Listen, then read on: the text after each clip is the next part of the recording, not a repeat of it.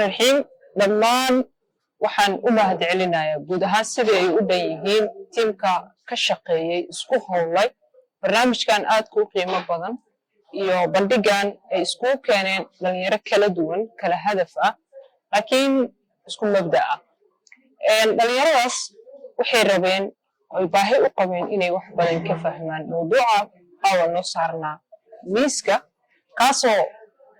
qayb lixaad ka qaadanayo koriimada dhalinyarada iyo fahamka iyo waaqica dhalinyarada nolosha horyaal waxay mas'uuliyad iska saartay inay isku keento dhammaan dhalinyarada Soomaaliyeed ee foolaadka ah kuwa aqoonta lahaa iyo kuwa kale ee hadda waxbarashada iyo suuqa ku jira si ay u wadaagaan khibradahooda waayo-aragnimadooda iyo fahamkooda waxaan ka koobnayn dadkii wax soo jeedinayay ee iyaga la dhageysanayay iyo kuwa wax dhageysanayay si wax u faa'iideystaan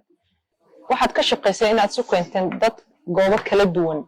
oo kala majaal ah ka shaqeeya inay hal meel ku wada dhageystaan baahidooda waan idinkaga mahadcelinaynaa in barnaamij sidan u qiimo badan aad noo sameysaan sidoo kale waan idinkaga mahadcelinaynaa in annagana nacsuultaan oo doorkeena siisaan waliba waxaan idinkaga mahadcelinaynaa inagoo khibrad fiican yeelanin aqoon lagu filan yeelanin inaad noo ogolaataan inta aan naqaano inaan bulshada la wadaagno ومعتتين حرجينا مدشا حكتا أما مدرها أسوء أجسنتان إن قيب كنا قلنا وكفى إذا سنة سيد مسؤولية ديسكا سارتين وكم معتتين thank you